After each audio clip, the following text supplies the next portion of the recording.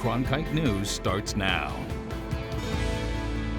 Good evening and welcome to this special edition of Cronkite News on Arizona PBS. I'm Alana Andrade. Thanks for joining us.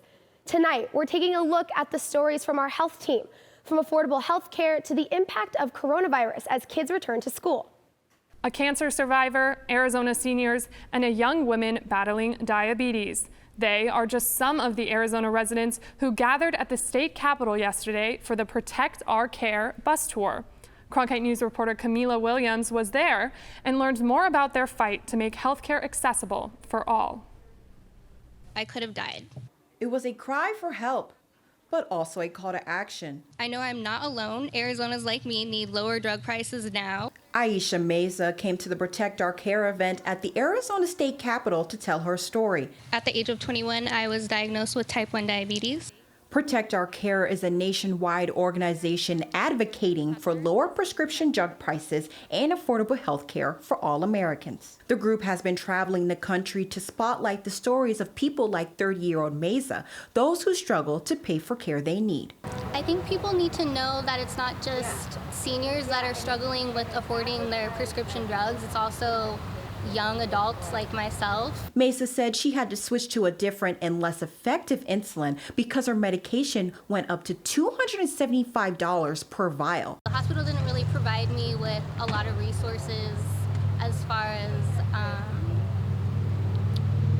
more affordable insulin. State Representative Kelly Butler wants to make sure that people of color have the same access to health care as everyone else. We need to research ways where we can make sure that community health centers are funded, that people have that access to the Affordable Care Act marketplace and know where to get that care. In Phoenix, Camila Williams, Cronkite News. Protect Our Care has traveled across the country to advance American healthcare. Some of the final stops on the tour include Tucson, San Diego, and Las Vegas. Congress is gearing up to vote for a policy that impacts not only the state of Arizona, but the entire nation. Cronkite News reporter Carolina Hassett found some Arizona state's lawmakers have one thing on their minds: national paid leave. Sometimes a picture on the side of a building can speak in layers.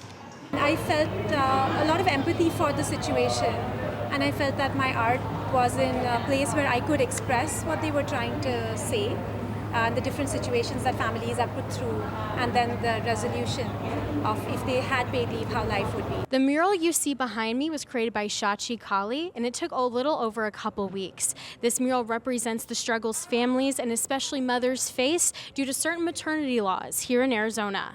Now, organizations like Paid Leave for the United States and Chicanos por la Causa are partnering to make sure this art speaks to the community about paid leave. President Biden introduced the American Families Plan in April. It would give up to 12 weeks of paid family and medical leave. 18 years ago, I was paralyzed by random gun violence. State Representative Jennifer Longden has personal experience when it comes to an overwhelming amount of medical bills. As a result of it, I faced exceptional medical costs. It left me without the care that I needed at an incredibly vulnerable time. Other representatives think that if the American Family Plan passes, it will work towards the equality of all individuals when it comes to family leave. This also provides an avenue for LGBT individuals who have adopted or who have had a child through surrogacy or whatever option to have the same opportunity, something that's not currently in PFMLA, paid medical family leave across the country. If there's a message in this art, it is one of healing and purpose for everyone. In Phoenix, Carolina Hassett, Cronkite News. Leaders are asking residents to reach out to U.S. Senator Kyrsten Sinema and Mark Kelly to urge them to vote for national paid leave for all. Good evening and welcome to Cronkite News on Arizona PBS. I'm Jordan Spurgeon. Thank you for joining us. COVID-19 cases are rising both in Arizona and nationwide. With the Delta variant more present than ever, what does this mean as children across the county head back to school? Reporter Isabella Fredrickson speaks to an expert on the topic.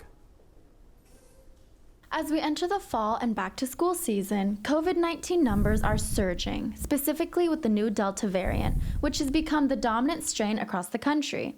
According to Banner Health, the Delta variant accounts for 99.1% of all viruses circulating the country. Unlike past strains, the Delta variant is impacting younger people more than ever before. Now, during the month of August, 412 pediatric patients at Banner hospitals were either admitted or placed in observation status with COVID or suspected COVID.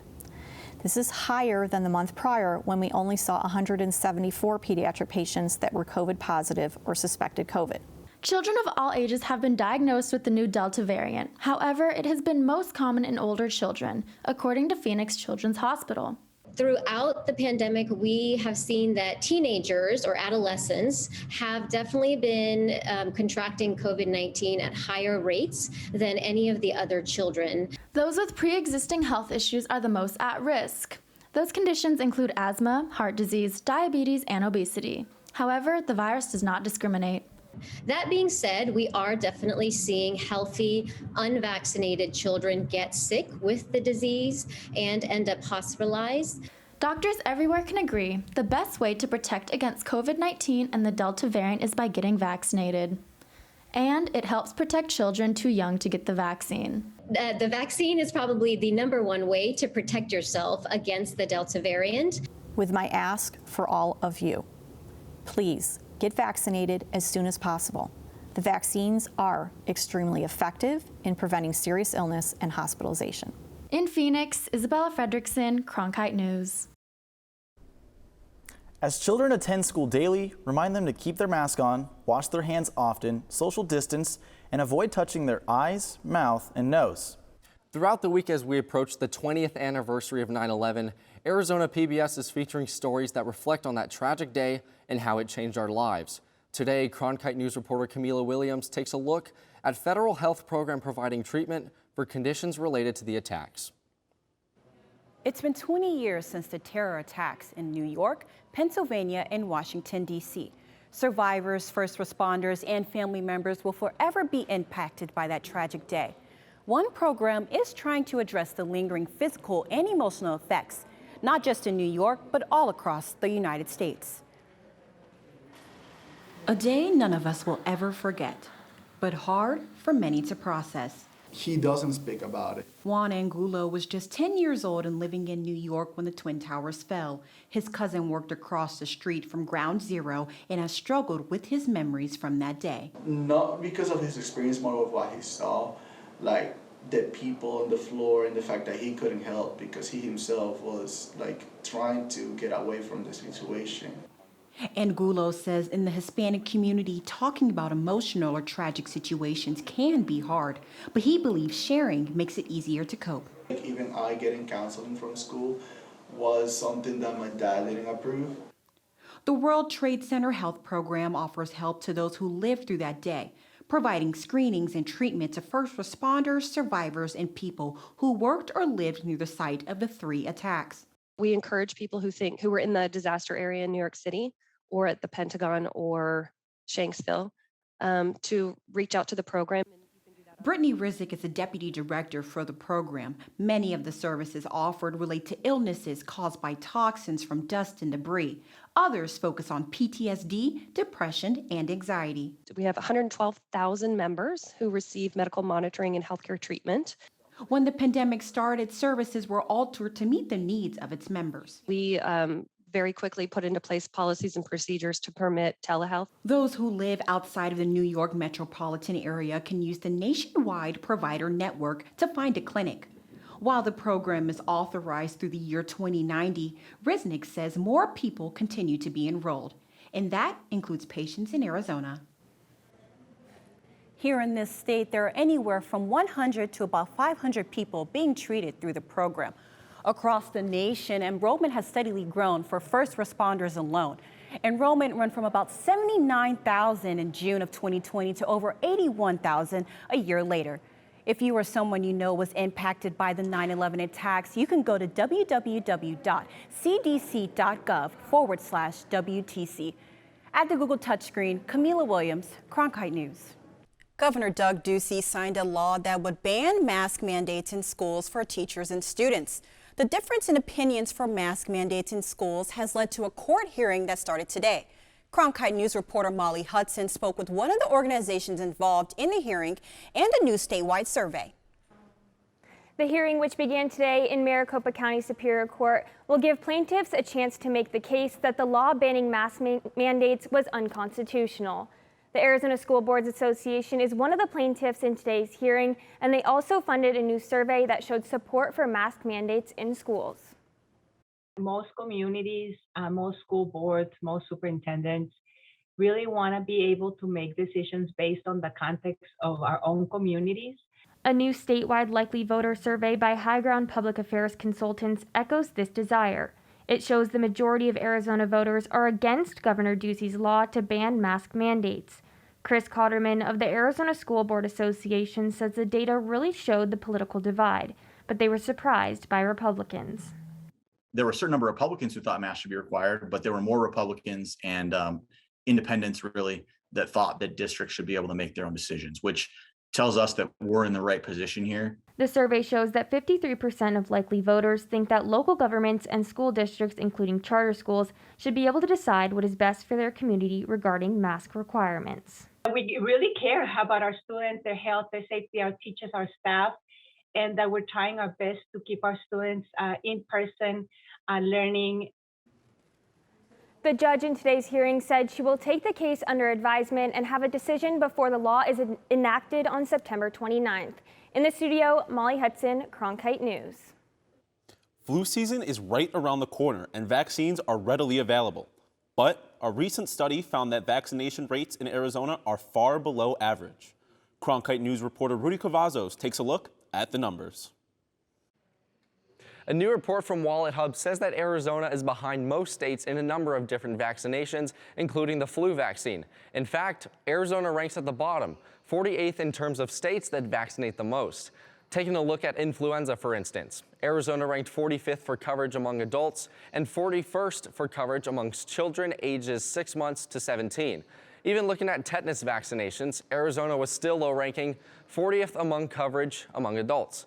Overall, it appears that Arizonans are hesitant when it comes to vaccinations, and that could be a problem as we enter the flu season. The flu season is approaching. Although COVID-19 is ongoing, Mayo Clinic Dr. Priya Sampathkumar is urging everyone to get the flu vaccine in addition to the COVID-19 vaccine. This year, more people are at risk, and so it makes it doubly important that we all get vaccinated against influenza. Anyone over the age of 6 months can get the flu vaccine. Experts say that since children under 12 can't receive the COVID-19 vaccine, it is important that they are protected against other viruses. And Dr. Sampathkumar points out there are no known shortages for the flu vaccine. There are multiple different types of formulations of the flu vaccine, and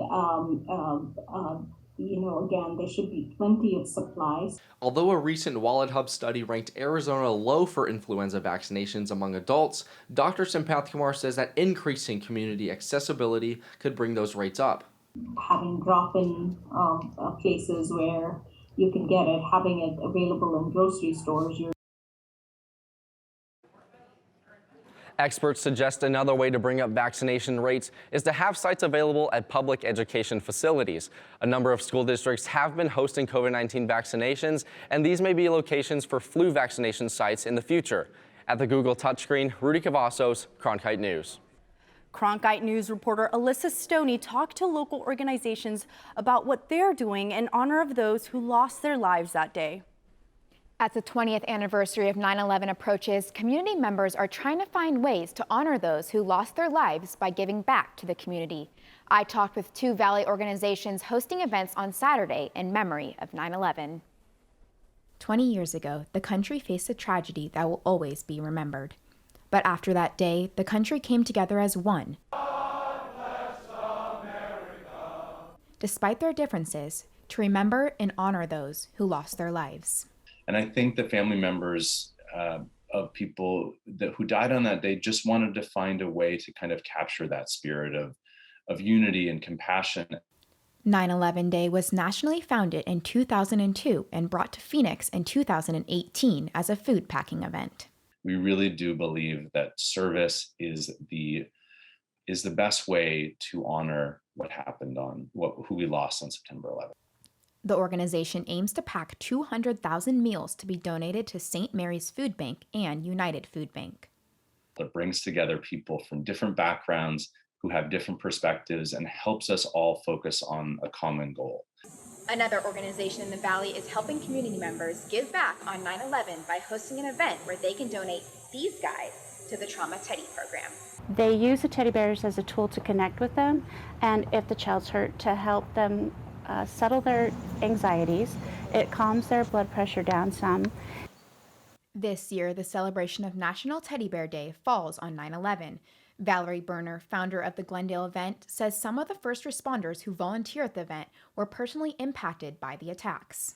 We actually do have some that were there and went back to help, but to connect with that and to reconnect with those people in a way that is warm and loving. First responders bring the gifted teddy bears to scenes where children are involved in a crisis as a sense of comfort and safety. Giving people an opportunity to do something for someone else, it's always a good thing. Both groups encourage Valley residents to focus on an issue that is important to them and give back in honor of those who can't. They hope these simple acts of kindness can bring the nation together once again in a time of need. 9/11 Day in Phoenix will be at the Phoenix Convention Center from 7 a.m. to 5 p.m. Teddy Bear Day in Glendale will be in the historic downtown Glendale district from 10 a.m. to 4 p.m. In the studio, Alyssa Stoney, Cronkite News. That's it for this special edition of Cronkite News tonight. Thanks for joining us. Up next is Break It Down.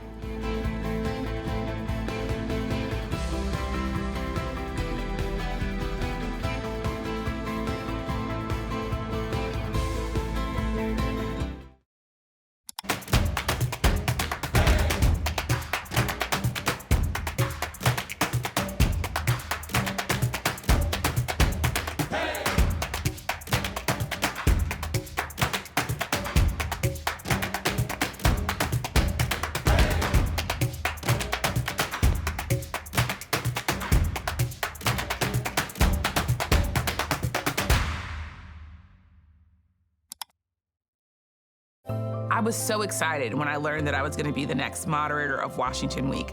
I was incredibly lucky to be mentored by Gwen Ifill, and what that gave to me was this confidence that I could be my full self and that I was deserving of whatever spaces I was in. Welcome to Washington Week. I also feel this great joy in taking the helm of Washington Week, knowing that I can mold it and make it my own, but also make sure that it is still within the legacy and the tradition that made it so great for all of these years.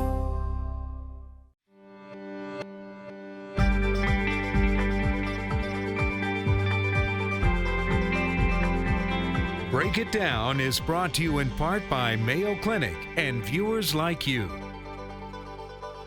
Hey Valerie, thank you for breaking down the importance of knowing Black history.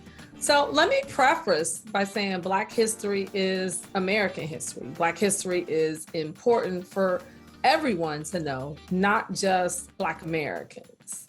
Yes, indeed. Black history is really a part of American history, but what we find often in K through 12, even K through 16 classrooms, Black history is treated as a separate type of knowledge, if you will, or a separate area of knowledge versus really integrated into our curriculum from kindergarten on up through college. And so it's often that people have no idea about the contributions of Black history to the making of America. And so related to that, it should not just be relegated to February. It should be taught all the time. And it's not just important for kids who are in school, not just elementary or secondary school should be learning Black history.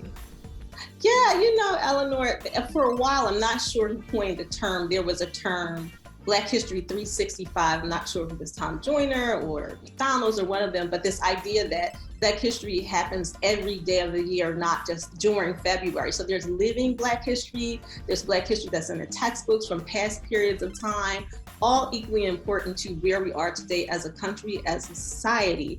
And so everyone needs to learn it, students, adults or not. So now we have the National African American Museum, Smithsonian Museum, which was such a phenom and brought so much of the history, not just to Black people, but to everyone. And so it certainly everyone needs to learn our history, or Black history for sure. Oh, I agree. I've been to the Smithsonian. It is amazing. It is an amazing place to visit. I probably should go back. So let's talk about your work, because you actually link knowledge of Black history with specific outcomes among adolescents and young adults, specifically body image, which I think is really, really important given the larger conversations that we're having about body image and body positivity. It is and was an interesting study, or interesting finding, if you will. So as a developmental psychologist, I study African-American adolescents, Black adolescents, not just Black American. I've studied South African adolescents and young adults as well. So high school and, college age young adults. And certainly looked at, what does academic achievement look like in relation to your Black history knowledge, and then did some additional digging in relation to media images. So images of Black people in the media, and how do Black youth respond to those images. And what we found, and were surprised, those young people, between the ages of 14 and 21, so high school age students, college age students who, took a look at a series of Black history questions, as well as looking at their identity, racial identity.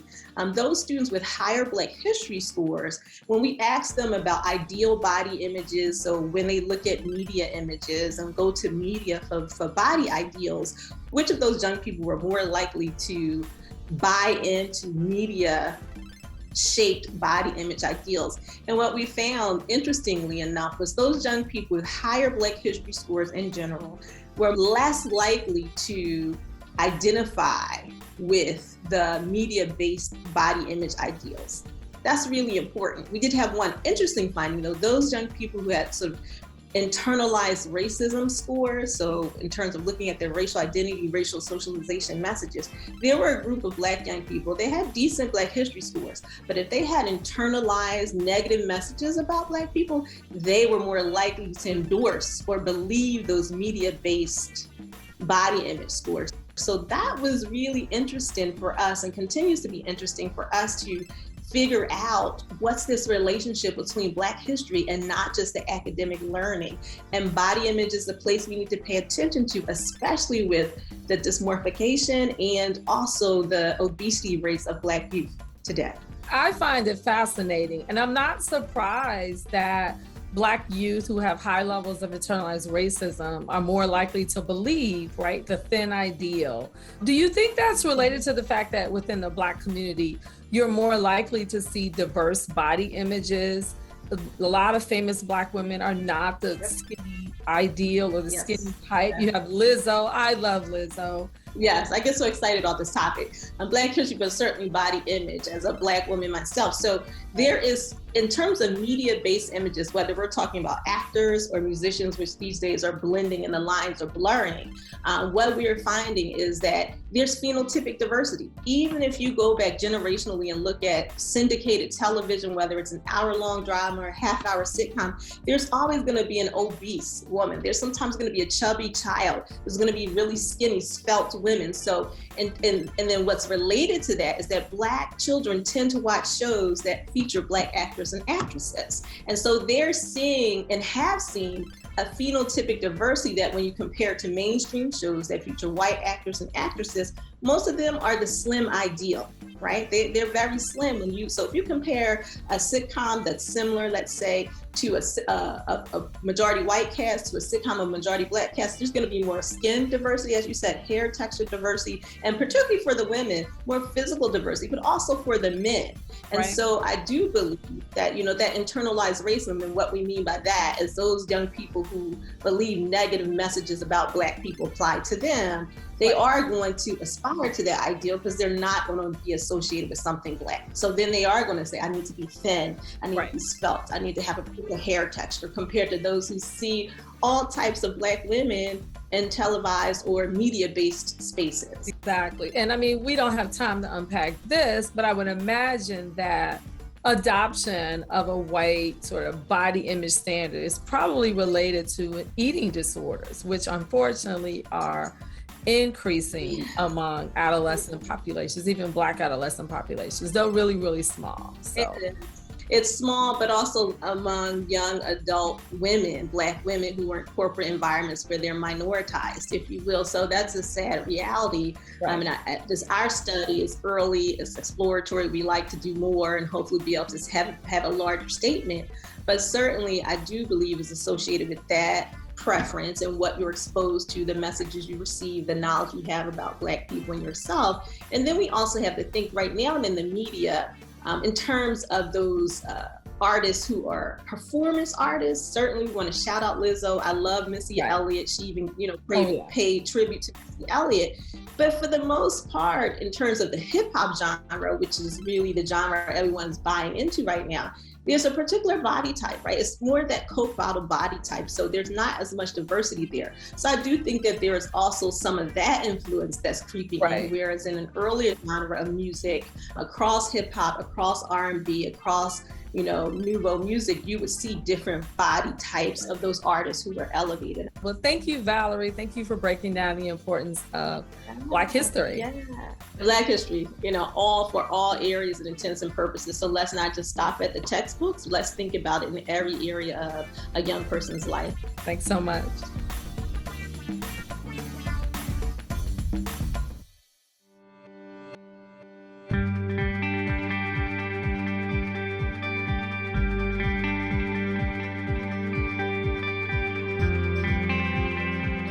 This hour of local news is made possible by contributions from the Friends of PBS, members of your PBS station. Thank you. If you have comments about Arizona PBS News, please contact us at one of the addresses on your screen. Thank you.